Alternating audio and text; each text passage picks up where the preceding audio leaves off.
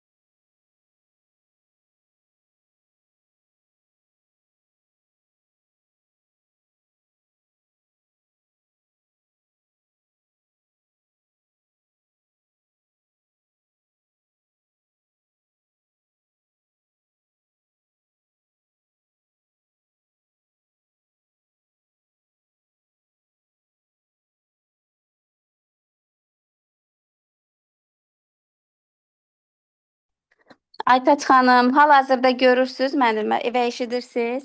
Nəsə Bəli, ara bəli. kəsildi? Üzrlüsən. Bəli, bəli. Həm səs var, həm görüntü. Hə, tamam.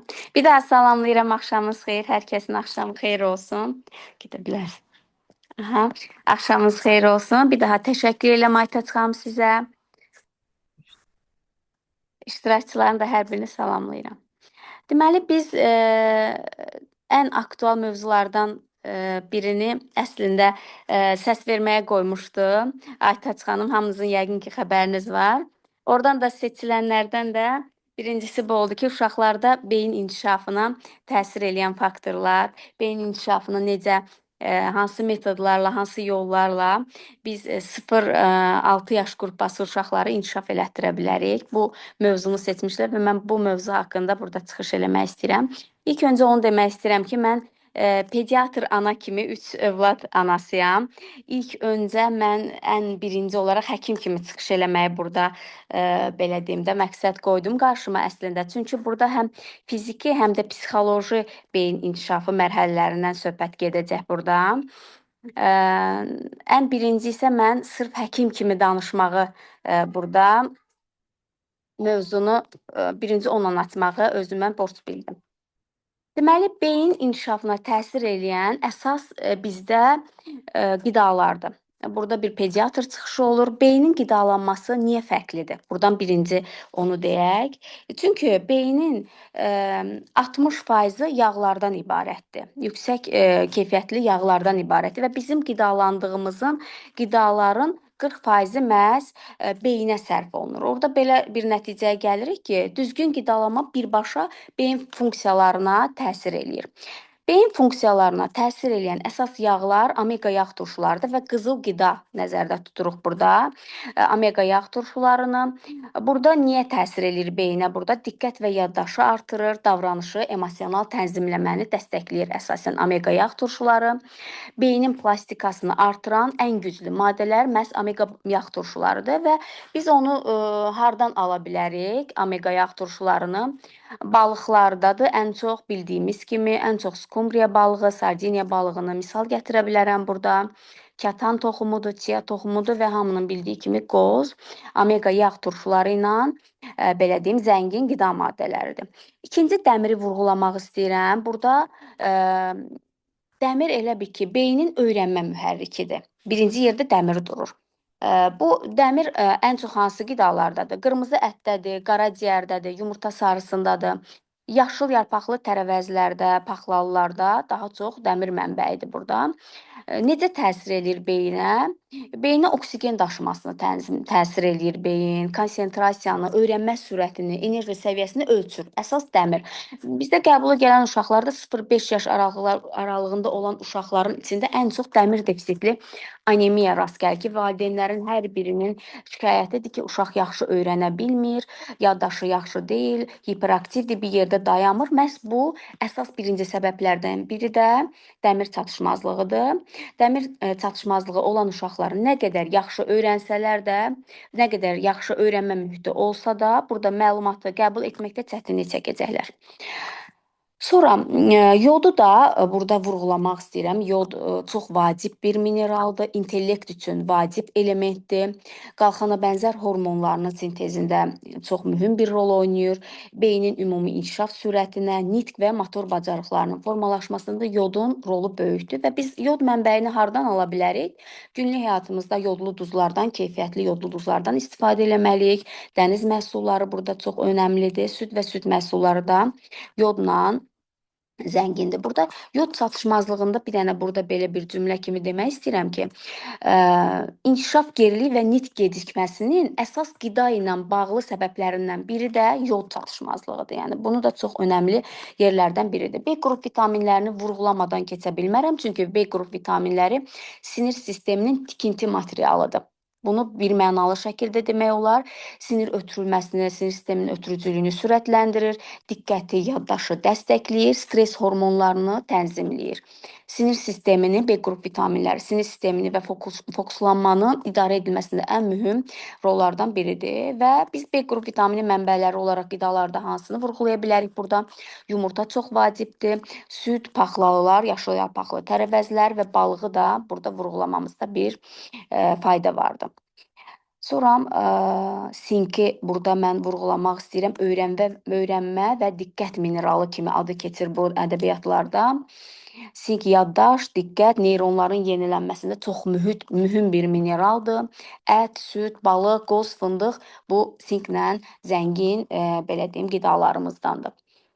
Sonra burada mən antioksidantları demək istəyirəm. Hansı ki, beyni qoruyan qidalar gedir burada. Beyin hüceyrələrində stres yaranır, oksidativ stres yaranır və bu zaman o stresi götürmək lazımdır ki, beyin inkişaf eləyə bilsin və burada antioksidantlar belə deyim devrəyə girir. Qida maddələrinin içində antioksidantlar biz hansını nümunə götürə bilərik? Uşaq qidalanmasında çox vacib rolu olan, yəni lazımlı yerlərdən biri gilə meyvələrdir, pomidordur, köklü tərəvəzlərdir, kivi, brokoli bunların hər biri antioksidant kimi beyin qoruyucu qidalara daxildir. Sağlam yağları mən vurğuladım. İlk girişdə, yəni omega yağ turşularıdır bunlar və beynin ən vacib yanacaq funksiyalarını yerinə yetirir. Hansılardır sağlam yağlar? Zeytun yağıdır, təbii kərə yağıdır. Əlbəttə ki, avokadonun tərkibində çox zəngin yağlar var. Qoz, fındıq, badam bunlar da hər biri yağlarla belə deyim, zəngin qidalarımızdır. Bizə lazım olan, belə deyim, qidaları danışdıq, amma beyinə zərər verən, mənfi təsir göstərən faktorları da burada mən vurğulamaq istəyirəm. Zərərli qidalar beyinə mənfi təsir göstərir. Hansılardır bunlar? Şəkərdir, birinci yerdə durur, trans yağlardır, qablaşdırılmış fast foodlardır, boyadır, qatqı maddələri olan, belə deyim, qidalardır və çox təəssüf ki, uşaqlarda əsasda yeniyetmələrdə enerji içəcəkləridir ki, rəngli içəcəklər də bura daxildir, çox istifadə olunur, biz qəbulda da da görürük ki, hətta uşaqların əlində qəbula gələndə rəngli qazlı içəcəklər, nə bilim fast food qidalar, hətta enerji içəcəkləri ilə girən uşaqları da görürük və bunlar hər biri beyinə zərərli qidalar qrupuna daxildir. Amma mən burada ən çox şəkəri vurğulamaq istəyirəm. Şəkər əslində diqqət yayınıqlığının ən çox valideynlərin belə deyim də şikayət elədikləri məqamdır da, uşağın diqqəti yayınır, hiperaktivdir. Məhz ən çox bu diqqət yayınıqlığına və hiperaktivliyə səbəb olan qida məhz şəkərdir. Şəkər əslində uşağı hiperaktiv göstərir. Valideyn deyir ki, uşaq enerji doludur, hiperaktivdir, bir yerdə dayanmır, amma öyrənə bilmir. Yəni bu uşağın beyin funksiyaları sanki zəifdir. Amma əslində bu hərəkətlər beyin yorğunluğunun şəkər mənşəlidir. Yəni beyin yorğunluğunun birbaşa göstəricisi kimi burada belə deyim də vurğulamaq istəyirəm. Şəkər çox qidalanmada ən çox belə deyim də səhvlərdən biridir. Belə bu pediatr kimi çıxışımın əslində valideynlərə veriləcək 5 qızıl qayda ilə sonlandırmaq istəyirəm. Sonra artıq biz o biri ikinci hissəyə keçid eləyəcəm sizdə burada. 5 qızıl qayda nədir? Qidalanmada 5 qızıl qayda nədir? Həftədə 2 dəfə mütləq balıq yeməlidir uşaq. Əlbəttə ki, hər gün qidalanmasında ət olmalıdır, qırmızı ət. Gündə bir yumurta çox vacibdir uşağın qidalanmasında. Gündə 2 porsiyon meyvə, 2 porsiyon tərəvəz verilməsi vacibdir. Hər gün süd məhsulları, qatıq burada çox önəmli yer tutur. Və şəkəri 2 yaşdan əvvəl qətiyyən uşaq qidalanmasında yeri yoxdur. Sonra isə çox cüzi miqdarda, minimal şəkildə istifadə eləmək olar. Mən burada bir cümləni demək istəyirəm ki, əslində beyin inkişafı təkcə məsələn oyun, təlimlərlə deyil, qidalanma ilə də yönəldilir. Yəni biz uşağa nə yediririksə, əslində onun beyninə necə təsir eləyəcəyimizi bilirik, yəni seçirik. Hansını qidanı yedizdiririksə, beyninə necə təsir edəcəyimizi seçirik. Doğru qida, doğru inkişafın təməlidir. Mən burada belə deyim də qidalanma haqqında vurğulamaq istədiyim məqamlar bunlar idi.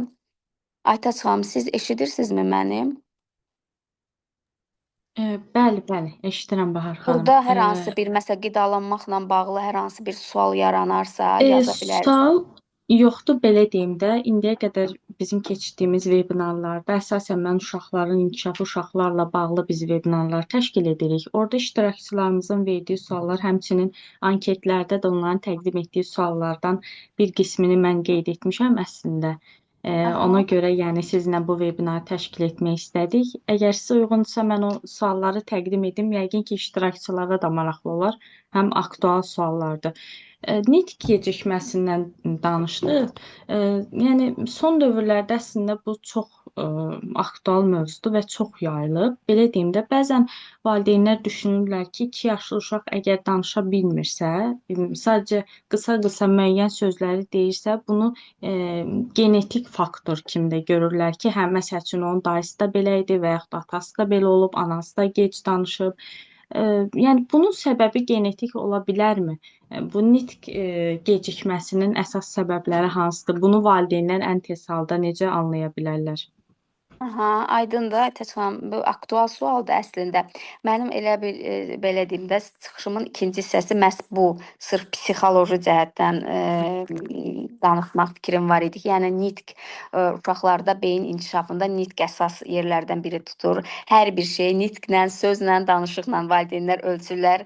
Ay doktor falan 3 söz deyir, 5 söz deyir, belə bir şeylə ölçürlər. Bu niyə belə gecikdi? Belə bir şeylər deyil. Əslində hər bir yaş dövrünün öz danışıq belə deyim dili var da uşaqlarda.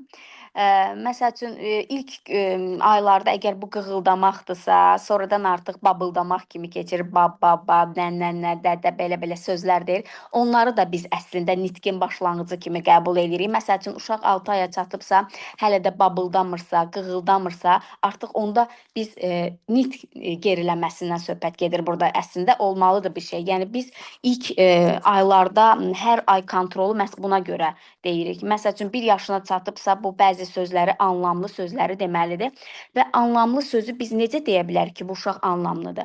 Bir sözü bir dəfə dedi, dayandısa, o artıq onun üçün anlamlı bir söz deyil. Yəni bir sözü dediyi hər hansı bir sözü ikinci dəfə də təkrar eləməlidir. Mütləq 2 və ya daha artıq dəfə təkrar eləməlidir. Artıq biz onu söz kimi onun leksikonunda saya bilərik ki, hə, bir sözü bu dedi. Və həmin sözü deyərkən uşaq məsəl üçün də elə tutaq ki, suya bəzi regionlarda büvvə kimi belə uşaqlar söz deyir də onu. Amma yəni məsəl üçün hər dəfə suyu görəndə gərək o sözü təkrarlasın. Həmin o sözü də biz ona söz kimi saya bilirik. Yəni su deməsə də, büvvə desə də uşaq belə deyim də, amma suyu göstərib deyir və hər dəfə fərqli-fərqli yerlərdə suyu görəndə o sözü təkrarlayırsa uşaq, tamam, biz onun dilində, öz dilində o sözü bizim dilimiz üçün anlamlı bir kəlmə kimi say olaraq saya bilirik. Əgər demirsə bunları, artıq ləngimədən söhbət gedir. Yəni hətta biz inkişafın ilk aylarında, ilk ilində belə nitq ləngiməsinə uşağa diaqnoz qoya bilirik, yəni. Bu da ki, birbaşa yenə deyirəm, siz dediniz genetik. Əlbəttə, bütün inkişaf genetiklə biz bağlaya bilirik əslində. Genetikin bir rolu var. Amma genetikdən də başqa mühitin rolu böyükdür. Yəni mühit çox inkişafında, nitqin formalaşmasında mühit çox vacibdir. Uşaqlarda mühit çox vacibdir. Mühit çox vacibdir. Ona görə də hər ikisini birlikdə dəyərləndirməmizdə bir fayda var əslində. Yəni ki, genetiki tam kənara qoyaq və yaxud da sırf mühitlə işləyək, uşaqlarla oyunlar oynayaq, nitqi inkişaf eləyən bacarıqlarla oynayaq, danışaq. Amma genetikdə bir qədər nitqi geriləyən, daha doğrusu biraz gec danışan varsa, ata, dayı, əmi, bibi adətən belə olur və biz bunu normal da saya bilirik. Yəni baxır da uşağı dəyərləndirmək lazımdır. Kimi də genetik önə çıxır, bir qədər gec danışır, amma normal şəkildə danışır. Kimi də daha tez danışır və sonradan nitq ləngiməsinə gətirib çıxarır bəzi faktorlar. Bu da çox önəmlidir. Və bunun üzərinə tez düşmək lazımdır, tez anlamaq lazımdır ki, daha tez, yəni onun düzəliş etmək olsun. Belə deyim də, bəzən indi valideynlər işləyirlər, atalar, analar elə olur işləyir və yaxud da heç evdar xanımlarımız var. İndi ev işlərindən elə olur ki, alınmır, uşağı başa düşmürlər, bilmirlər. Bəli. Bunu yəni bildikləri andan etibarən oyunlar dediniz. Hansı oyunlarla, hansı sadə fəaliyyətlərlə məşğul ola bilərlər ki, bu 0-6 yaş aralığı əsasən uşaqlarda nitq ləngiməsini, gecikməsini aradan qaldırsınlar? Bəli, bəli, çox aktualdır bu da. Yəni valideynlərin gündəlik tətbiq edəcəyi sadə və təsirli mexanizmlər burada yola düşür. Yəni biz mürəkkəb, qeyri-adi bir şeylərdən danışmırıq. Bəlkə də hər kəsin biləcəyi bir şeydir. Sadəcə farkındalıq yaratmaq, fərqindəlik yaratmaq burada əsas məqsədlərimizdən biridir. Sadə və təsirli mexanizmləri bilmək lazımdır mütləq. Burada mən qısa şəkildə o metodları demək istəyirəm, texnikalar demək istəyirəm. Gündə 10 dəqiqə xüsusi vaxt. Gündə ən birinci, yəni gündə 10 dəqiqə, istər işləyən valideyn olsun, istər ev işləri ilə məşğul olan valideynlər olsun, bu fərqi yoxdur. Yəni gündəlik əgər bizim övladımız varsa, 10 dəqiqə o qədər də böyük vaxt deyil. 10 dəqiqə xüsusi vaxt, bunu nə demək istəyirəm burada? Bunu açıqlamaq istəyirəm, 10 dəqiqə xüsusi vaxt. Telefonsuz, ekransız və yalnız uşaqla. Uşaqla bərabər səviyyə çökürük, ya döşəmədə, ya divanda, uşağın yanında. Heç bir telefona açmırıq, mesaja baxmırıq. Uşaqla göz-gözə kontakt qururuq və 10 dəqiqəni bütün emosiyalarımızı uşağa ötürürük və uşağın bütün emosiyalarını qarşılıqlı şəkildə göz kontaktı ilə dinləyirik. Sanki biz 10 dəqiqə yalnız uşağa aidik. Və bu 10 dəqiqə o qədər produktiv olur ki, demək olar ki, o 10 dəqiqəni uşağa verəndə bütün günümüz bizə qalır. Artıq uşaq doyur və bir qədər səndən uzaqlaşa bilir. Yəni o enerjini götürəndən sonra artıq bir qədər səndən uzaqlaşa bilir. Özü tək oyuncaqları ilə oynaya bilir. Təkcə nə isə bir şeylərə başı qarışa bilir. Amma o 10 dəqiqəni produktiv edəndə bizə həqiqətən də günün qalan hissələrini biz özümüz götürə bilirik. İkinci etiketləmədir. Uşağın etdiyi hərəkətləri izah eləyirik. Tutaq ki, uşağı oynayanda ondan topu atdısa, uşağa sözlərlə bunu ifadə edirik. Sən topu atdın, sən topu yuvarladın. Bunu etiketləyirik və uşağın, tutaq ki, biz ona deyirik ki, basket at. Uşaq o basketi atmaya da bilər. O səbətə onu keçirdə bilməyə də bilər. Amma biz onun cəhdini alqışlayırıq. Afərin, sən topu atdın. Nəticəni deyil də onun hərəkətini etiketləyirik və sözlərlə aydın şəkildə, sadə şəkildə onu deyirik. Məsəl üçün, indi sən topu yuvarladın. Bu sözü ona deyirik. Üçüncü, müşahidə və dəstək. Burada bu da çox önəmlidir. Uşaq sanki oynadığı yerdə biz onu kənardan müşahidə eləyirik. Bu nə deməkdir? Hansı uşağın valideyni ki aktivdir, o uşaq passiv olur. Yəni biz uşaqla münasibətimizdə passiv rola keçirik. Aktivliyi uşağa verməliyik. Məsəl üçün, uşaq bir şeyi hündürdən götürmək istəyir. Biz tez qaçıb onu hündürdən götürüb uşağa verməməliyik. Bir qədər müşahidə eləməliyik uşağı kənardan. Baxırıq ki, bu uşaq onu götürmək üçün beynin hansı funksiyalarını, belə deyim də, işə keçirdəcək. Bəzi uşaqlar özü, məsəl üçün, hündürə çıxmaq istəyəcək stolun üstünə, baxar ki, ora boyu çatmır, çıxa bilmir. Kimi döşəcə gətirir, kimi stol gətirir ki, ora çıxmaq üçün. Bir neçə cəhd eləyir, bəzən yıxıla da bilir. Biz onu yenə də kənardan izləyirik və sonunda əgər uşaq bizdən kömək istəyərsə, biz o köməyi ona təklif edirik. Yəni, istəyirsənmi mən onu oradan götürüm sənə verim? Bəzi uşaqlar rahatlıqla deyir ki, hə, istəyirəm. Amma bəzi uşaqlar var ki, hansı ki IQ-su daha yüksək olan uşaqlar var ki, yox, mən özüm götürəcəm. Yox, mən özüm götürəcəm. Hə, onda başqa bir müstəviyə keçir də, belə deyim. Bax, bu müşahidə və dəstək çox önəmlidir. Məsəl üçün, ata ilə oğul oynayır, dalaşırlar. Bu dava bizdə klassikdir, evdə, yəni oğlan uşaqları olan bilir. Yəni, ata orada passiv rola keçməlidir. Sanki övladla vuruşur. Güya ki, buna gücü zəifdir. Uşağa daha da güc verir, özgüvən qazandırır. Sən məni yıxdın. Ən çox qol güləşləri falan belə şeylər olur ata-oğul arasında.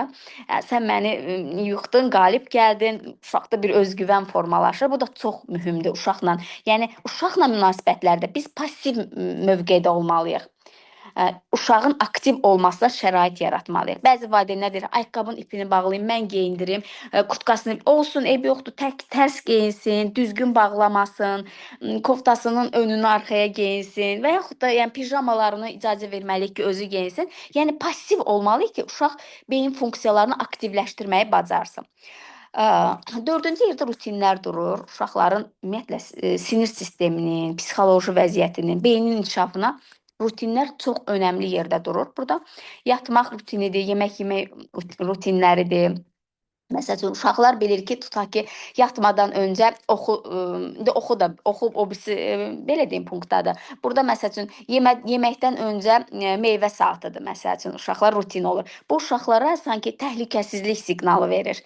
Yuxudan durursan, hə, yemək saatıdır, oyun saatıdır, yatmaq vaxtıdır. Bunların hər biri rutinlər formalaşdırmaq uşağın psixologiyasını, psixi inkişafını, beyin funksiyalarını elə bil onlara siqnal ötürür ki, sən təhlükəsizsən və təhlükəsiz mühitdə, sakit mühitdə beynin inkişafı daha sürətli gedir. Çünki o başqa yerlərə odaqlanmır, sırf özünün sürətli inkişafına odaqlanır beyni. O baxımdan bu da rutinlərin də çox önəmi var və oxu vərdişi. Oxu vərdişi hamı bilir. Burada sadə metod olsa da hər kəs bilir ki, yəni dil bacarıqlarını sıçradır, sürətlə sıçradır. Hər gün 5 dəqiqə yaş qrupundan fərqli olmayaraq hər yaş qrupunun oxu, belə deyim də, nağıllarımız var, hekayələr falan var. Mütləq 5 dəqiqə o oxu vərdişini etməliyik ki, söz balansı. Uşaqlar o demək deyil ki, o dəqiqə danışacaq. Sadəcə beyin qabığına yığır sözləri. Bir müddətdən sonra artıq onları tak çıxardır, belə deyim də, dilə tökür, səsli şəkildə ifadə eləyir. Bu da çox önəmlidir. Yəni təsirli, belə deyim də, təhsil mexanizmlər, taktikalar, mən bunları gündə 10 dəqiqə xüsusi vaxt, etiketləmə, uşağın hərəkətlərini etiketləmə, müşahidə və ona dəstək vermək, rutinlər və oxu vərdişləri. Çox, belə deyim də, tətbiq edə biləcəyimiz sadə, lakin təsirli texnikalardır bunlar. Yəni nitq inkişafında, ümumiyyətlə inkişafda emosional duyğulara, uşaqların emosional duyğularına fikir verməliyik. Belə başa düşdüm mən, əgər düzgün anladımsa sizi. Bəli, Həmçinin emosional. hə, indi bəzən olur valideyn, az öncə də dediyim kimi valideynlər biraz uşaqlara az vaxt ayırmalı olurlar işlərindən dolayı, yəni onları da anlamaq olar. Bu zaman mən belə başa düşürəm ki, bəzi uşaqlarda valideynlə çox vaxt keçirmədikləri üçün aqressiyalar yaranır və onlar özlərini sanki göstərməyə çalışırlar ki, hə mən burdayam. İndi mən araşdırmalar eləmişəm, çünki uşaq inkişafı ilə bağlı çox maraqlanıram. Ona görə belə bir deyim də elanlar, postlar da görmüşəm. Çox gözəl. Bəs bu belə deyim də uşaqlarda inadkarlıq, aqressiya olur, onlarda hiperaktivlik olur. Bunun səbəbi, yəni valideynlə çox vaxt keçirməməsindən qaynaqlana bilərmi və yaxud da onlarda bu nevroloji səbəblərdən də qaynaqlana bilərmi? Bunu valideynlər necə həll edə bilərlər və yaxud da necə anlaya bilərlər? Əsla, əsla. Çox az anlayışı yoxdur burada. Burada produktiv anlayışı var. Burada emosional, o az vaxt ola bilər, hansı ki o az vaxtı o qədər gözəl keçirdir ki, o doyumluluq yaratsın uşaqda. Yəni bu çox önəmlidir. Məsəl üçün uşaqla səhərdən axşama kimi vaxt keçirə bilərsən, amma telefon sənin əlində ola bilər. Uşaqla göz təması qurmursan, yəni o vaxtın nə mənası var ki, yəni o heç bir keyfiyyətli vaxt deyil bu. Ona görə də uşaq doyumsuz olur. O uşaq hiss eləyir onu. Emosional biz verməliyik. Ona görə də deyirəm ki, bayaq da dedim 10 dəqiqəlik produktiv vaxt bir günümüzü bizə qaytarır. Yəni 10 dəqiqə onun istədiyi vaxtı ondan keçirə bilsək biz normal günlərdə. Məsələn, işdən gəldik, nə qədər də yorğun olsaq 10 dəqiqəni bir təhər, yəni əgər anayıqsa, ümumiyyətlə valideyn isə bunu yəni gözə almalıyıq da, ən azından bunu eləməliyik də. Ona görə deyirəm ki, çox az vaxt söhbəti deyil. Əsas keyfiyyətli vaxt söhbətidir, ekransız vaxt söhbətidir.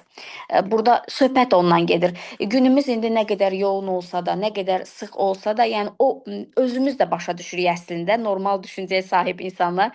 Yəni başa düşür ki, uşaq niyə belədir? Yəni onun mənbəyi %100 valideynlərdədir. Əlbəttə ki, biz sağlam uşaqlardan danışırıq. Bəzi nevroloji uşaqlar olur, bəzi həqiqətən də sinir sistemi ilə problemi olan uşaqlar olur ki, bunlarda artıq yəni mənim danışdıqlarım o qədər də aktual deyil, yəni.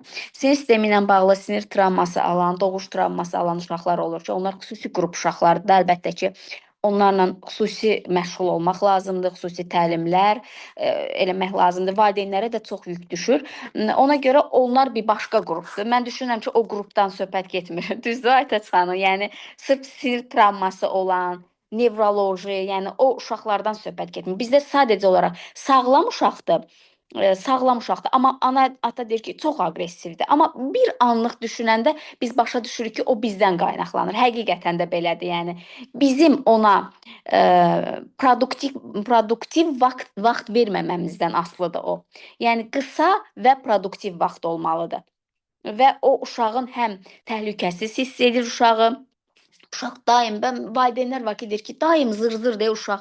Bütün günü zır-zır arxamca düşür, bütün günü ağlayır, özünü yerə çırpır. Hansı ki, o uşağın bədən dilidir. Yəni sinir sisteminin ifadə dilidir, bədən dili budur. Yəni sən məni qane eləmirsən, sən məni doydurmursan. Məsəl üçün qəbula gələndə o bir də görsən ki, məsələn valideynlər deyir ki, olmaz. Uşağa çox olmaz deyir. Olmaz, olmaz. Uşaq da sanki anaya elə bir necə deyim, yalvarır da, gəlir maç başlayır, qucaqlayır öpməyə. Sanki yalvarır ki, mama, yəni yox da, gəl mənim yanıma, gəl belə də. Yəni görürsən ki, o sallaşan, hansı ki arxasıca düşən, mız-mız, aqressiv, özünü yerə atan uşaqlar o doyumsuzluqdan gələn uşaqlardır. O ehtiyacı olanı ala bilmədiyi üçün onlar bu cür biruzə verirlər. Yəni yəqin ki, məni başa düşdünüz, %100 budur, yəni. Səbəb budur, Bəli, yəni. çox sağ olun. Belə. Bir də bir mövzuya da toxunmaq istəyirəm. İlk öncə belə deyim, araşdırmalarda görürəm, üzr istəyirəm ifadəmə görə deyirlər ki, xanımlar hamiləlik dövründə keçirdiyi stresslər və xəstəliklər uşaqların sağlamlığına, yəni dünyaya gələcək uşaqların sağlamlığına, həmçinin o nitq geriliyi biz deyirik, məsələn disleksiya deyirik, dislalliya deyirik, bunlara çox böyük, yəni təsiri olur. Yəni araşdırmalar belə göstərir. Mən daha doğrusu belə görmüşəm. Sizcə həqiqətən də bu həmin dövrdə keçirilən, yəni xəstəliklər və yaxud da o həmin o stress, əsəb uşaqlarda nitq geriliyinə səbəb ola bilərmi və yaxud da onların sağlamlığına bir yan təsirləri ola bilər? Əlbəttə Aytaçam, yəni həyatın başlanğıcı hamiləlikdən başlayır. Bizdə tibbdə ilk 1000 gün deyilən bir şey var. O sırf uşaq ilk mayalandığı gündən başlayan gün, birinci gün məhz odur. Yəni doğulduğu gündən deyil də, mayalanmanın baş tutduğu gündən ilk 1000 gün və bu 3 yaşına kimi uşaqları əhatə eləyir. Tam 3 yaşına. Həyatın sonrakı bütün mərhələlərində rol oynayır o. Yəni bütün mərhələlərində rol oynayır. Əlbəttə, hamiləlikdə ananın keçirdiyi hər bir xəstəlik, ümumiyyətlə xəstəlik olmasa da belə psixoloji vəziyyət, stresslər və yaxud da əksinə olaraq sevinc, sakit, huzurlu bir mühit, hər biri uşağın gələcək həyatına təsir edir. Yəni birbaşa təsir edir. Biz bunu görürük, yəni. Mən bir neonatoloq kimi, ümumiyyətlə bir pediatr kimi həqiqətən birinci müayinədə hamiləliyiniz necə keçib sualı verirəm. Və hər dəfə də bu onu təsdiqləyir ki, uşağı müayinə zamanı mən artıq hər şeyi başa düşürəm ki, burada söhbət nədən gedir. Mən bir dənə burada bir şeyi deməli demək olar ki, bəzi valideynlərə də danışıram. Burada da onu danışmaq istəyirəm bu hadisəni. Deməli, qəbula uşaq gəlib, 3 aylıq uşaqdır. Baxıram ki, çox baxımlı ailədə doğulan bir uşaqdır. Uşağa çox qəşəng baxır ana, ata. Ümumiyyətlə ailə çox təmizdir, uşaq səliqəlidir. Hər şey qaydasındadır da, yəni hər şey qaydasındadır, amma baxırıq qan təhlillərinə, baxırıq bəzi müayinələrə, valideyn gəlir ki, uşaq dayanmadan ağlayır. Biz bu uşağın səsini kəsə bilmirik, yəni çox ağlayır. Yəni bu uşaq hədsiz çox ağlayır da. Baxırıq ki, altı təmizdir, çöpü yoxdur, ac deyil, havaya çıxardırıq, qucağımıza alırıq, amma uşağın səsini kəsə bilmirik. Yəni uşaq dayanmadan, yəni 24 saatın demək olar 23 saatını ağlayır. Mən müayinə elədim, baxdım, gördüm ki, həqiqətən də indi uşağa aid olan bir-iki bəzi şeylər var. Onlardan başqa hər şey qaydasındadır. Mən onsuz da hər dəfə sual verirəm və bu dəfə də valideynə sual verdim ki, sizin hamiləliyiniz necə keçib? Elə bil ki, heç vaxt bu sualı anaya verməmişdilər. Birdən-birə belə bir qəribə baxdı. Dedim ki, necə keçib? Dedi ki, mən 9 ay hamiləliyi hər gün uşağa demişəm ki, mən səni istəmirəm. Mən səni istəmirəm. Halbuki uşağı istəyir. Necə? Plansız olan bir hamiləlik, gözlənilmədən olan bir hamiləlik, başqa bir planlar ailə planlayarkən, uşaq plansız şəkildə, yəni hamiləlik baş tutub və nə o uşağı abort eləməyiblər, yəni istəməyiblər həqiqətən. Həm də psixoloji olaraq ana deyir ki, mən necə ağladı, indi necə ağlayır? Deyirəm ki, təsəvvür edin ki, uşaq niyə ağlamasın? Niyə ağlamasın? Yəni çünki siz onu 9 ay müddətində hər gün mən səni istəmirəm mesajını vermisiniz. Uşaq susmayacaq, əlbəttə ki, susmayacaq. Mən o uşağı izlədim, o uşaq 9 ayına kimi hər gün ağladı. Sonra artıq yəni bir qədər yəni aydın məsələdir. Yəni sinir sisteminə necə təsir eləmiş. Ona görə də hamiləlik çox önəmlidir. Bizdə dişləri pis gündə olan uşaqlar gəlir. Halbuki bu uşağın məsələn 1 yaşında, 2 yaşında niyə dişləri qaralmalıdır, niyə dişləri tökülməlidir?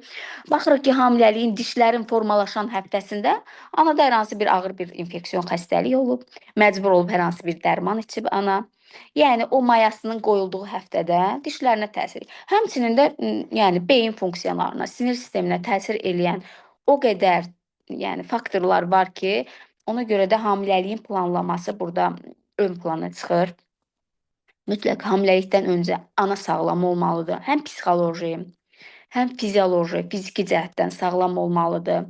Baxırıq uşaq gəlir, ay Allah, 2 aylıqdır, uşağın qan azlığı necə? Hamiləlikdə ana qan azlığından da bütün hamiləlik qan azlığı ilə keçib. Bu uşaq necə olsun? Yəni bu uşaq da qan azlığı ilə doğulur. Başlayırıq aylarla dəmir preparatları verməyə. İstər-istəməz müdaxilədir də, yəni istəmədiyimiz bir şeylərdir. Hansı ki, anada hamiləlikdə hər bir şey, mineralları, vitaminləri vaxtında olsaydı, hər şey dəstəklənsəydi, sağlam şəkildə hamiləliyə başlasaydı, o müdaxilələrə daha sonradan bizə ehtiyac olardı ki, indi uşaqdır da, lazım olan başqa vaxtlarda qan dərmanı da ola bilər, başqa vitamin, minerallar da ola bilər, hansı ki, ilk illərdə məruz qalmaz belə müalicələrə. Çox önəmlidir, yəni hamiləlik çox önəmlidir. Biz gündəlik praktikada bundan rastlaşırıq.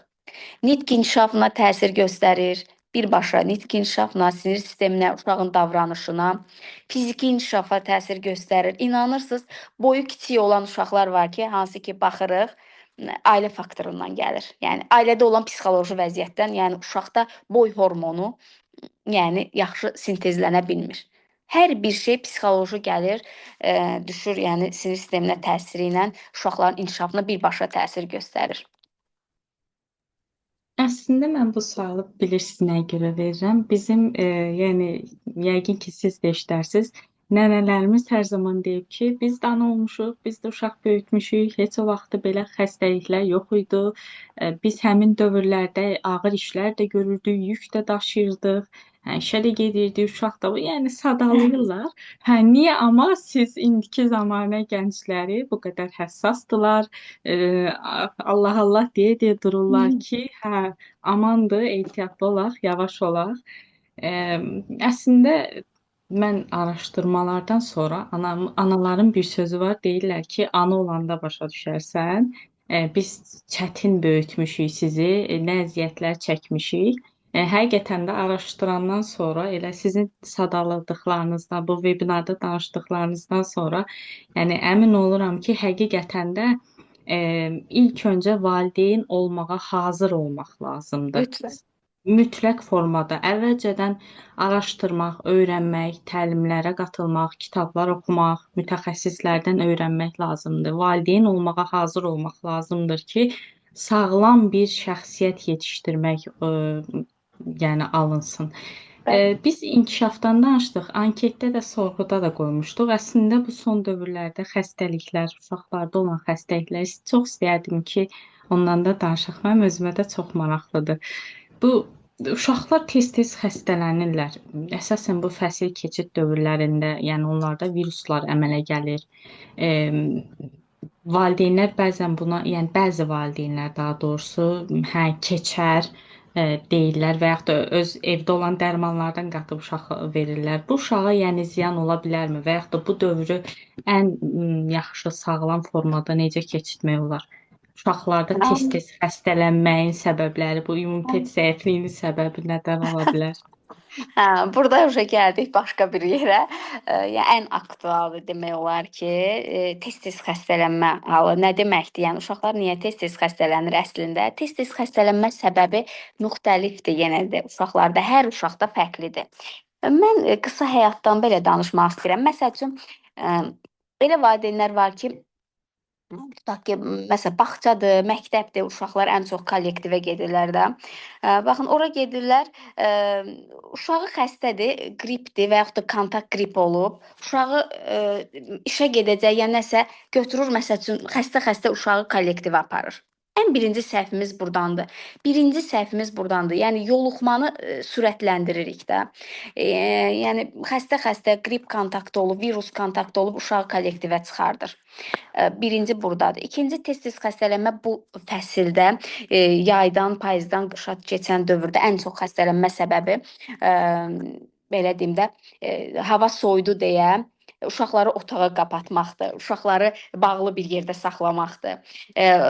Məsələn, mən həmişə deyirəm, mütləq otaqların havası təmizlənməlidir. Bağçada həmişə bizdə müəllimlərlə söhbət olur, bizdə onlar valideynlərlə, müəllimlərlə görüşlər olanda orada deyirəm ki, uşaq əgər yemək otağındadırsa, mütləq yataq otağının havasını açıq qoyun. Artıq birazdan uşaqlar yataq otağına keçəcəklər, oranın oksigenlənsin, havası dəyişilsin. Əgər yatırlarsa uşaq, yemək otağı, oyun otağı, o otaqları havalandırmaqda mütləq fayda vardır. Mütləq havalandırmalıyıq. Biz nə edirik? Qış gəldi, isti oldu, evin temperaturunu qaldırırıq yuxarı, uşaqları qalın geyindiririk, havaya çıxartmırıq. Ən birinci burdandır. Yəni tənəffüs yolu ilə yayılan infeksiyalara elə bir ki, qapı açırıq da birinci. Tənəffüs yolu ilə də yayılan infeksiyalar ən sürətli yayılan infeksiyalara aiddir də, ən çox da burada qripdir də belə. Ən birinci burada. Məsəl üçün, tutaq ki, qəbula gəlirlər uşaqlar. Görürəm ki, koridordadılar, klinikanın içindədirlər. Əlbəttə ki, mühit istidir, otaq istidir.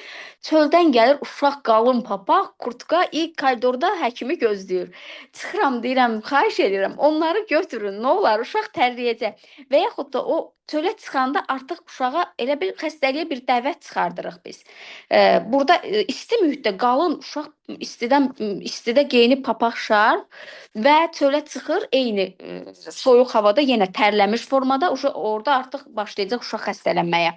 Bunlar adi bir sadə şeylərdir, amma həqiqətən də biz praktikada görürük ki, belədir. Sonra yenə də balaca uşaqlarda da, körpə uşaqlarda da evi həddindən artıq isti eləyirlər, çox isti eləyirlər. Hansı ki, bizim evin komfort bir şəraiti var. Ümumiyyətlə yaşayış, insanların yaşadığı mühitin bir komfort bir şəraiti var ki, hər evdə olmalıdır. Nəmliyi və temperaturu ölçən cihaz. 24, 20, 22, 24, maksimum 25. Belə də nəmli isə 45-55 dərəcə arasında olmalıdır. Ən komfort şərait budur. Bu şəraitdə uşaqlar xəstələnmirlər. Ümumiyyətlə tez-tez xəstələnmə səbəblərindən biri də uşaqlarda ən çox, baxın, sadaladığımız kimi immunitetin zəifliyidir. İmmunitet niyə zəif olur?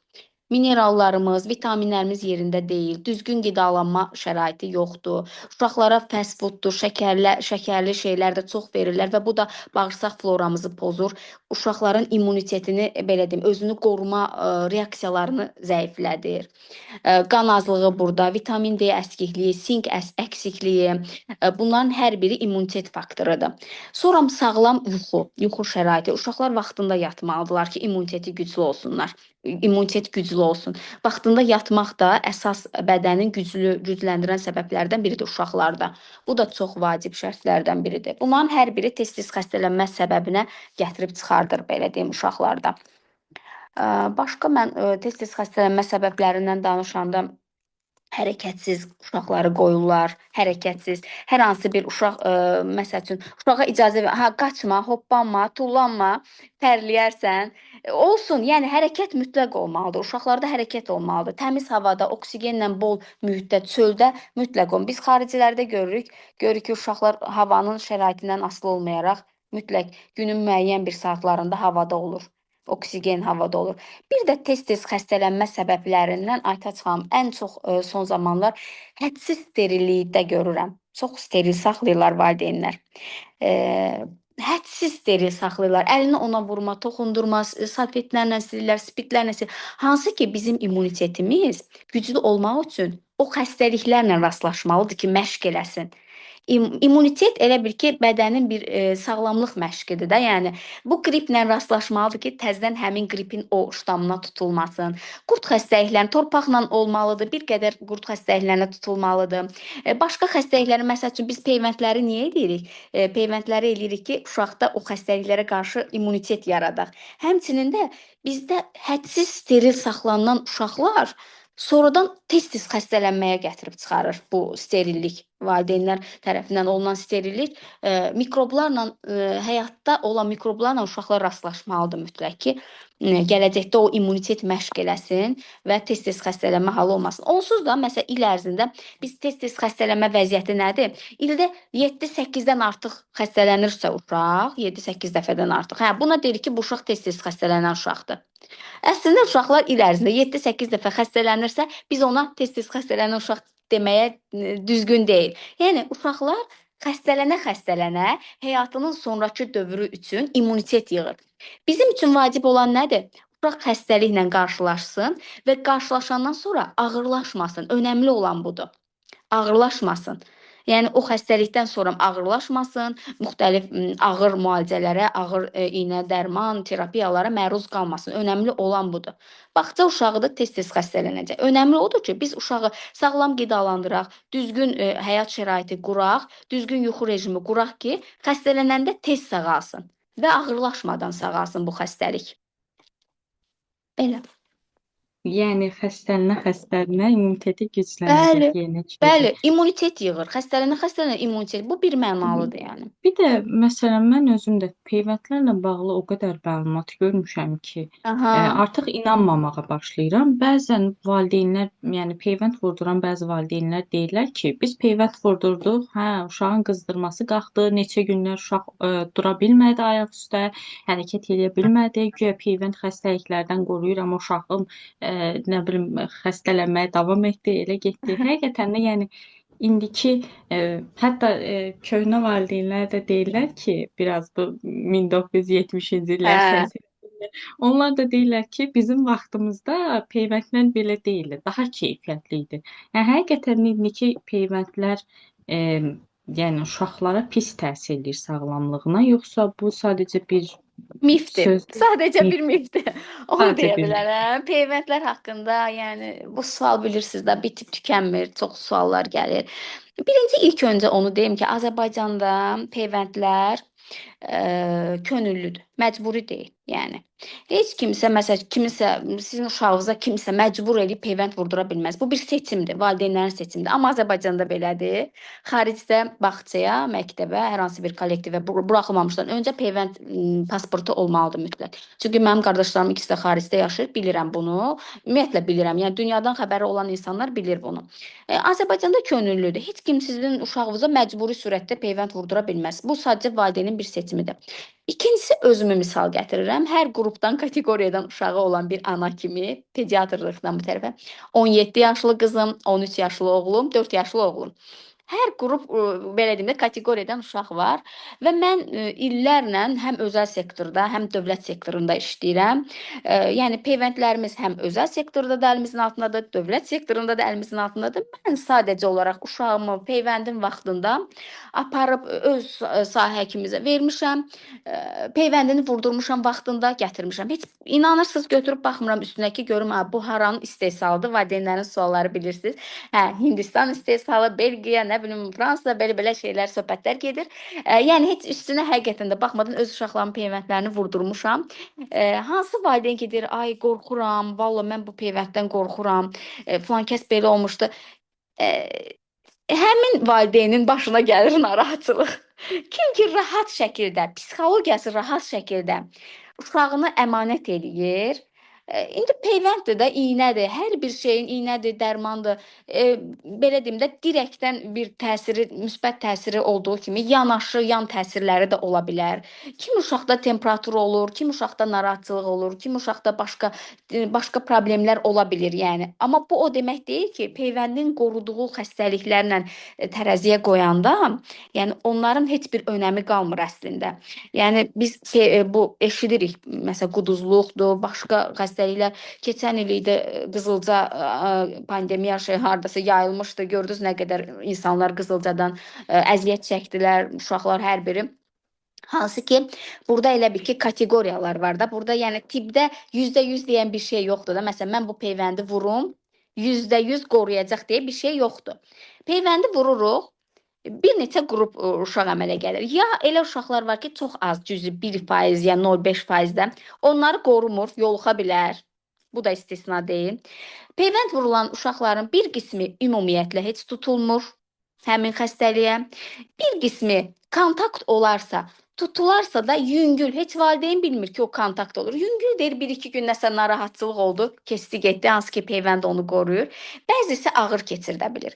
O imенно ağır keçirən uşaqlardan danışmaq istəyirəm ki, əgər həmin ağır keçirən uşaqlar peyvənd vurulmasaydı, İraq olsun, daha da ağır və ölümə də gətirib çıxara bilərdi. Elə xəstəliklər var ki, biz ondan yalnız peyvəndlə qorunuruq. Bu yaxınlarda mənim oğlumun gözünün altı top oynayanda gözünün altına paslı dəmir belə cırmışdı. Onun peyvəndinin vaxtı onu bitmişdi. Mən anındaca getdim, onun peyvəndini vurdurdum. Yəni qarantiyaladım yəni.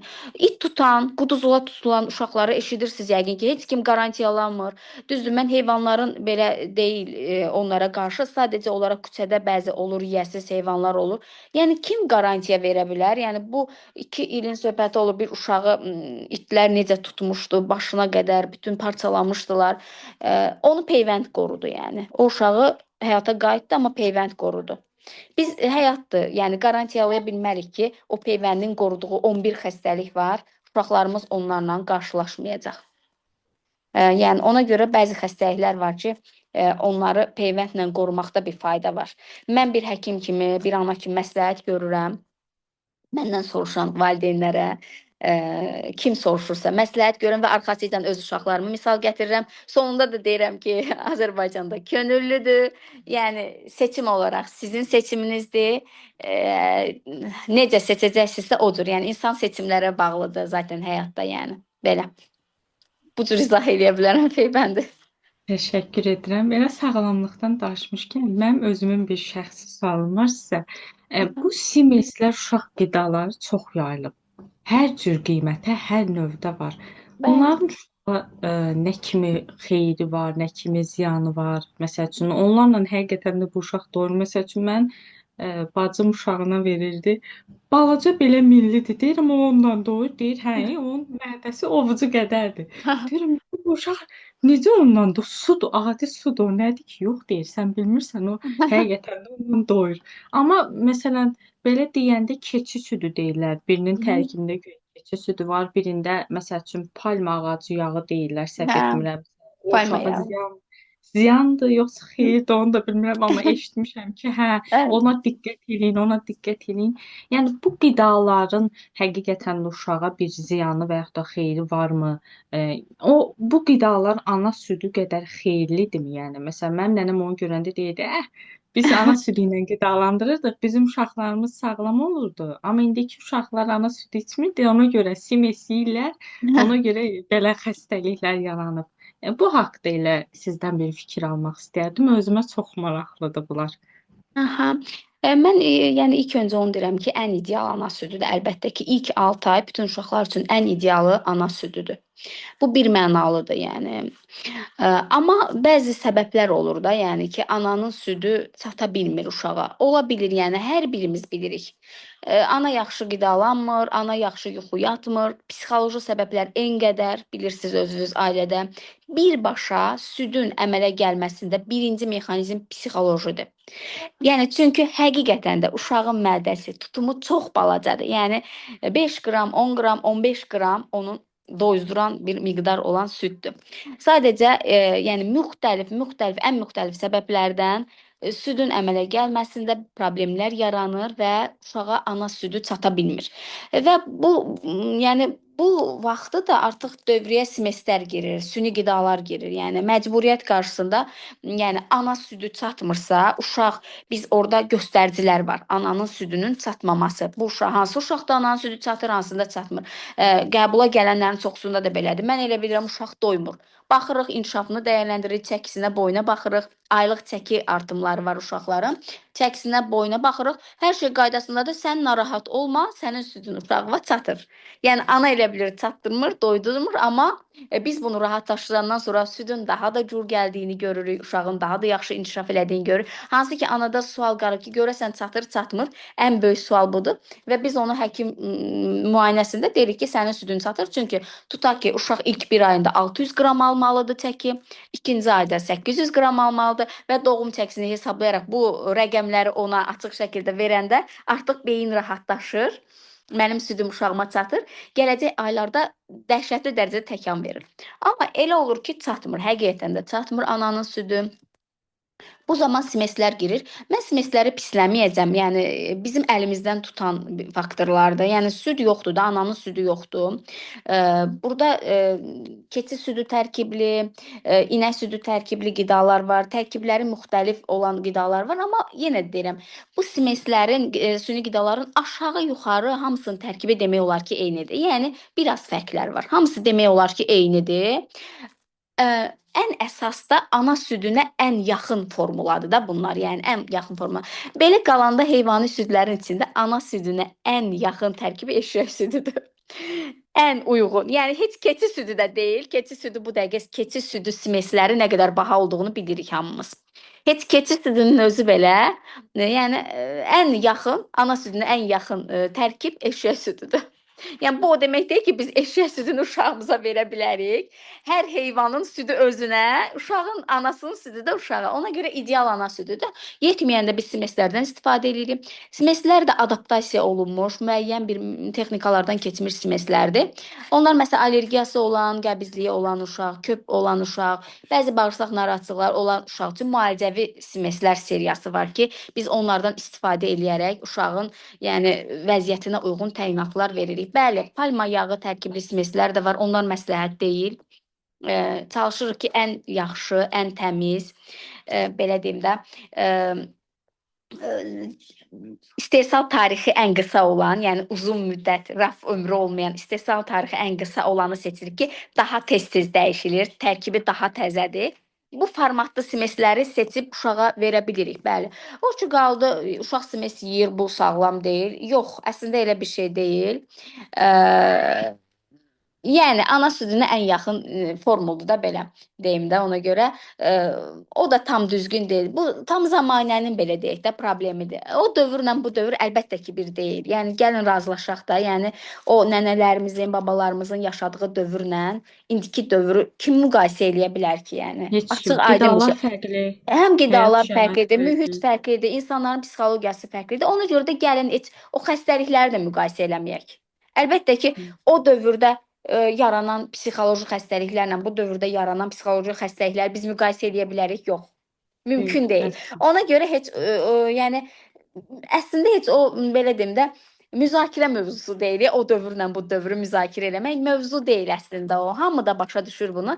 Sadəcə bir fərqindəlik yaratmaq üçün danışmaq məcburiyyətində qalırıq bəzən ki, belə. Qidalar fərqli, həyat şəraiti fərqli, iş Bəli, olsun, ev əlbəttə. olsun. Hər Yəni bir şey. o vaxtın gəncləri indiki gənclər qədər məsələn problem yaşamayıb, stres çəkməyib, istər təhsil həyatında olsun, istər iş həyatında olsun. Ona görə yəni normaldır bu dövrün belə olması. Bəlkə də yaşayıblar. Yəni Dövr bizdə bu dəyişir. qədər məlumat olmayıb. Məsəl üçün indi internet Bəlkə də hə. əsridir. Məsəl üçün deyirdilər ki, keçmişdə tutaq ki də məsələn heç keserlə bu qədər keser kəsiyi ilə uşaqlar bu qədər hamı doğuş olurdu. Amma heç biz bilmirdik ki, nə qədər ana doğuş vaxtı ölüb. Hansı ki onu keser onu xilas eləyə bilərdi. O statistika bizdə yoxdur axı. Elə deyirik ki, hə, doğulanları sayırdıq. Hə, hamı doğuşla doğulub. Halbuki bu yəni ölən anaların heç statistikası verilmirdi. Bəli. Hansı ki onu keser kəsi ilə o da statistika idi. O dövrlə axı bu devir bir deyil. Düzdür, indi hər şeyi mən belə danışıram, amma yəni müqayisəli şəkildə danışanda çox fərqlər var əslində. Mühitin çox fərqi var.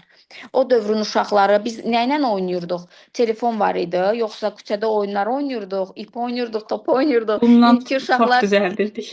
əlbəttə, yəni indiki uşaqlar telefona daha çox meyllidirlər. Yəni onların da əlindən almaq olmur. Çünki zamanə belə tələb eləyir bizə. O baxımdan müqayisə eləmək əslində yenə də deyirəm, müzakirə mövzusu deyil hal-hazırda. Hal-hazırda olanı araşdırmaq lazımdır ki, vəziyyətdən necə çıxaq, yolları tapmaq lazımdır. Sonda belə deyim də sizdən bir sual da təqdim edim və bitirək. Aha. Bu indi bir pediatr olaraq, yəni qəbullarınıza valideynlər gəlir, uşaqlar gəlir. Valideynlərin etdiyi ən kritik səhvlər hansılardır və buradakı iştirakçılarımıza, valideynlərimizə hansı məsləhətləri vermək istəyərdiniz? Onu sizdən eşidərik. Aytaçam, siz çox qəşəng suallar verirsiniz. Hamısı bir webinar mövzusudur. Hər biri ayrılıqda bir webinar mövzusu. Valideynlərin ən çox bax son dövrdə elədiyim, məsələn, mən həmişə deyirəm ki, hər bir uşağın necə ki, məsəl üçün anası, nənəsi, babası, atası olmaq onun belə deyim də lüksudur da. Həmçinin də hər bir uşaq doğulanda onun bir həkimi olmalıdır. Yəni bilirsiniz, uşağınızın sağlamlığını soruşa biləcəyiniz bir insan olmalıdır. Qonşunun, nə bilim, qohumun, nənənin, babanın, onun, bunun digər, yəni həkim olmayan da, belə deyim, tibbi savadı olmayan insanların fikrini almaqdansa, uşağın bir haqqıdır onun doğulanda bir həkimi olsun. Birinci budur. Yəni hansılar ki, kimlər ki, doğumdan uşağını bir pediatrla izlətdirir, sağlamlıq kontrollarını vaxtı-vaxtında eləyir.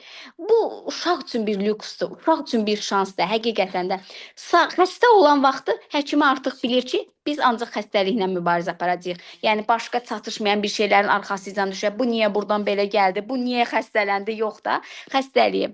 İlk öncə mən bunu demək istəyirəm ki, əgər belə deyim də, uşağına dəyər verən hər bir valideyn doğumdan bir həkimi olmalıdır mütləq uşağın. Bir pediatr olmalıdır, izlədiyi bir həkim. Hər anda ondan uşağı haqqında, sağlamlığı haqqında soruşa biləcəyi bir həkim olmalıdır. Valideynlərin ən böyük səhvi odur. Uşağı haqqında tibbi savadı olmayan insanlardan məsləhət almaq. Birinci odur. İndi də temperaturlardan danışmaq istəyirəm. Valideynlər uşağın bir damcı temperaturu olan kimi, tutaq ki 37 oldu, 37,2 oldu, 3 oldu, 5 oldu, temperaturu salırlar. Temperatur salıcı dərmanı verirlər, uşağın temperaturunu salırlar. Bu nəyə bənzəyir? Temperatur hər hansı bir xəstəliyin belə simptomudur da, belə deyim. O bədəni qoruyucu funksiyalarını aktivləşdirmək üçün olan bir simptomdur. Biz temperaturu salaraq, elə bil ki, bədəndə olan o bizim qoruyucu ordumuzun əlini qolunu bağlayırıq. Xəstəlik elə bir xəstəlik də bir güclü bir son silahlarla silahlanmış bir ordudur üstünə gəlir. Biz temperaturu salırıq, uşağın elə bil ki, ordunun əlini qolunu bağlayırıq, deyirik ki, hə, gəl bizi qır tök də belə deyək. Temperatur müəyyən bir sərhəddə çatmayana qədər temperaturu salmamalıyıq. Ən böyük səhvlərdən biri də budur son dövrlərdə uşaqlar. Çünki o temperatur elə belə gəlmir. O temperatur qoruyucu bir refleksdir. Əlbəttə ki, bəzi uşaqlar var ki, temperaturdan qıc olmalar falan da olur. O qrupu bir qədər kənara qoy, sağlam uşaqlardan söhbət gedir. Temperatur 38 yarım olmayana qədər temperaturu salmayaq. Yəni valideynlərin son vaxtlarda ən çox elədiyi səhvlər, bax mən bunun ikisini vurğulaya bilərəm.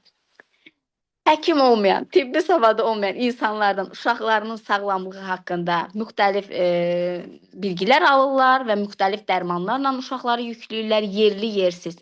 Vitamindir deyə uşaq butulka vitaminlər içir. Təsəvvür edirsiniz, kontrolsuz dərmanlar içir. Gəlir böyrəyində problem olur, qaraciyərində problem olur. Hansı ki, hər şeyin azı ziyan olduğu kimi, onun çoxu da ziyandır da. O baxımdan mütləq hər bir uşağın bir pediatr olmalıdır və temperatur 38 yarımı keçməyincə uşağa temperatur saldı dərman verməsinlər. Bunu deyə bilərəm. Təşəkkür edirəm. Çox sağ olun, minnətdaram. İştirakçılardan sualı olan varsa səsləndirə bilərlər və yaxud da təqdim Ha, edə bilərlər. buyurun.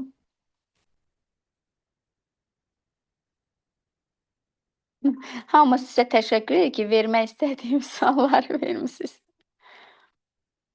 Mən bu Siz də mövzu çox ilə sağ çox olun. maraqlanıram, çox araşdırmalar edirəm. Bizdə əsasən belə deyim də, sırf pedaqoji yönümlü, psixoloji yönümlü, bir də bu uşaqların inkişafı, onların öyrənməsi ilə bağlı çox webinarlar təşkil edirəm. Həmçinin özüm də araşdırma edirəm. Ona görə yəni sizə bu sualları, həm də iştirakçılarımı, artıq üzvlərimi tanıdığım üçün bilirəm onların Ha, beynindəki siz sualları azdan bizlərinizi çoxdan. tanıyırsınız. Hə, ona görə yəni sualları sizə təqdim etdim. Çox təşəkkür edirəm Bahar xanım. Əminəm ki, iştirakçılarımız da bəyəniblər. Əminəm ki, onlar üçün də yararlı olub. Həmçinin mənim özüm üçün də çox maarifləndirici və yararlı bir webinar keçdi. Minnətdaram sizə. Yəni çox maarifləndirici məlumatlar verdiniz. Aktual bu mövzulardan danışdınız. Hər kəsin beynində olan suallara cavab verdiniz. Təşəkkür edirəm bir daha. Çox şad oldum sizinlə tanış olduğuma, çox şad oldum sizinlə əməkdaşlıq etdiyimizə. Mən də sizə çox Sağ olun. təşəkkür edirəm Aytaç xanım. Həqiqətən də mövzular, suallar çox maraqlı idi. Mən də sizə təşəkkür edirəm. İştirakçılara da təşəkkür edirəm.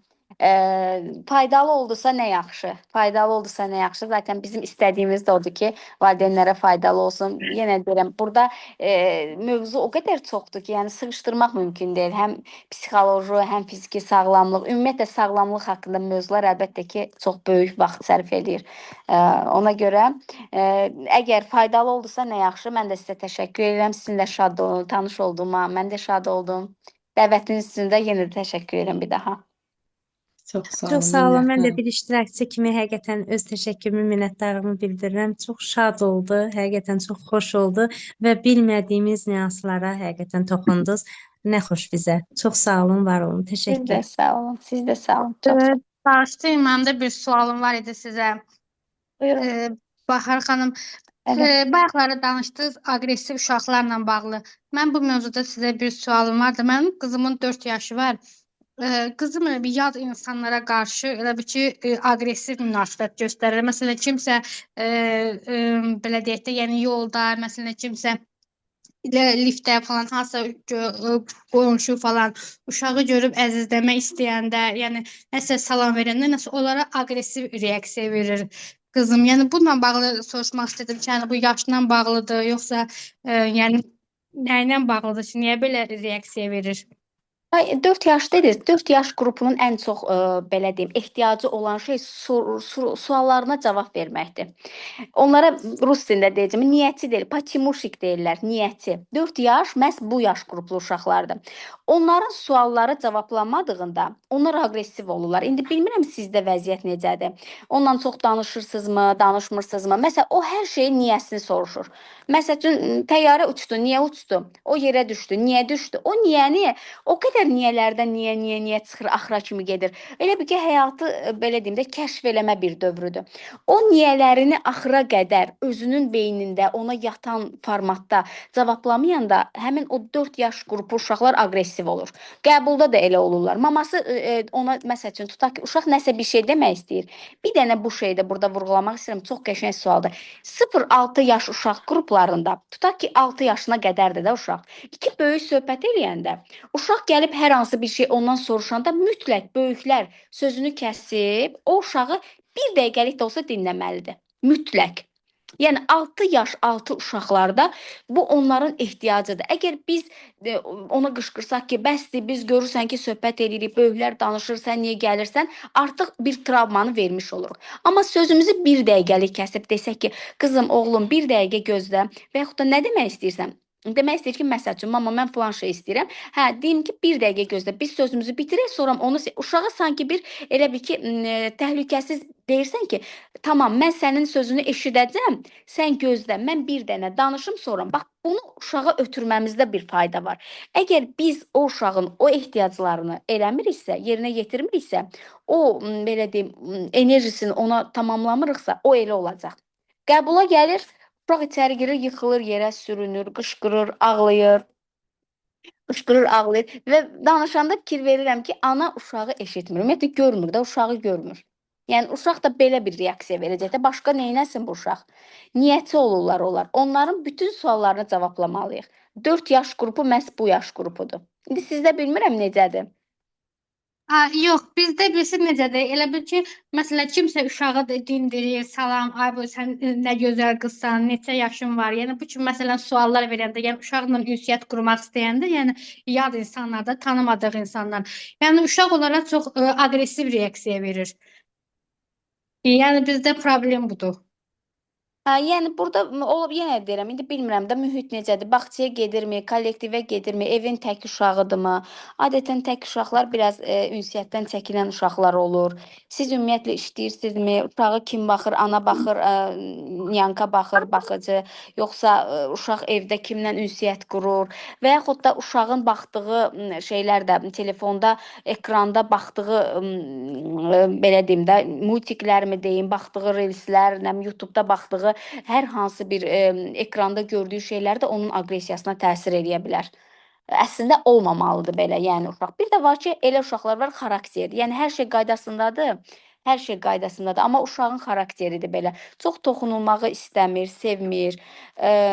Yəni belə uşaqlar da var. Bunu biraz dəyərləndirmək lazımdır. Faktorlar çox ola bilər deyə bunu biraz dəyərləndirməkdə fayda var. Yox, düzdür, mən özüm işləyirəm, amma uşaq bağçaya gedir, amma bağçada falan yəni çox sakitdir də, yəni heç kimlə aqressiv ünsiyyət qurmur. Yəni sadəcə olaraq elə bir ki, yad, yəni heç ümumiyyətlə tanımadığı, görmədiyi insanlarla bu reaksiyanı yəni verir. Əgər elədirsə, o düzələcək yəni. Siz onu bir qədər nə? Hə, yəni elədirsə əgər, o uşaq düzələcək yəni. Əgər elədirsə, yəni nədənsə bəlkə qorxub da, yəni ola bilsin ki, uşaq nədənsə qorxub. Bilmirəm, ekrana baxırmı, telefona baxırmı, YouTube-a baxırmı? Bəlkə oradan nəsə aqressiv bir şeylər görüb, ola bilər. Amma bəzən əgər bağçada hər şey qaydasındadırsa, yaxşı olacaq. Siz də biraz məşğul olun, ona məsəl üçün onun təhlükəsiz olduğunu, belə şeyləri öyrədin, yaxşı olacaq. Əgər patoloji bir şeylər olmayıbsa da, belə deyim. Yox, düzü ekrana hardasa elə bir saat falan baxır axşamlar, yəni gün ərzində 1 saat. Yəni ondan artıq baxmır. Hə, lap yaxşı. Əgər o birisi faktorlar hər şey qaydasındadırsa, onda uşağın xarakteridir. Bəzi uşaqlar belə olur, xarakteri belə olur. Bilirsiniz necədir? Sevmədiyi bir mühitdir da. Bax, belə ola bilər. Bağça mühiti onun sevdiyi mühitdir. Bəzən uşaqlar tanıdığı mühitdə özünü daha təhlükəsiz hiss edir. Ona görə rahat olur. Tanımadığı insanların əhatəsində özünü rahat hiss eləmədiyinə görə aqressiv davrana bilər. Bəzən bunu da normal qəbul eləməliyik. Sevmir, yəni ona təhlükəsiz mühit kimi gəlmir. Tutaq ki də o həmin o tanımadığı insanlar. Bəlkə biraz uyğunlaşandan sonra uşaq daha da rahat ola bilər. Vaxt vermək lazımdır. Ola bilər. Bəzi uşaqlar belədir. Bəzisi tez adaptasiya olur, bəzisi bir qədər ləng adaptasiya olur. O da xarakterdir. Oldu. Çox sağ olun. Sizi Sağ suallarımla olun. yardım. Çox sağ olun. Sağ olun, buyurun. Siz də sağ olun. Buradan iştirakçılara bir son söz deyib, sonra yekunlaşdırmaq istəyirəm. Bahar xanım həmçinin onlayn konsultasiyalar da edir, mən bildiyimə görə. Qrupda Instagram profilini paylaşacağam. Oradan keçid edərək, yəni onlayn konsultasiyalara da yazıla bilərsiniz. Həmçinin suallarınızı da təqdim edə bilərsiniz. Bir daha təşəkkür edirəm Bahar xanım, minnətdaram. Sizə işlərinizi uğurlar arzu edirəm. Şad oldum tanış olduğuma. Çox sağ olun Aytəç xanım. Bu xüsusi təqdimata görə də təşəkkür edirəm. Çox sağ olun. Təşəkkür edirəm. Mən də Sağ təşəkkür edirəm. olun. Mən də şad oldum. Gecəniz xeyrə. Sağ olun. Gecəniz xeyrə.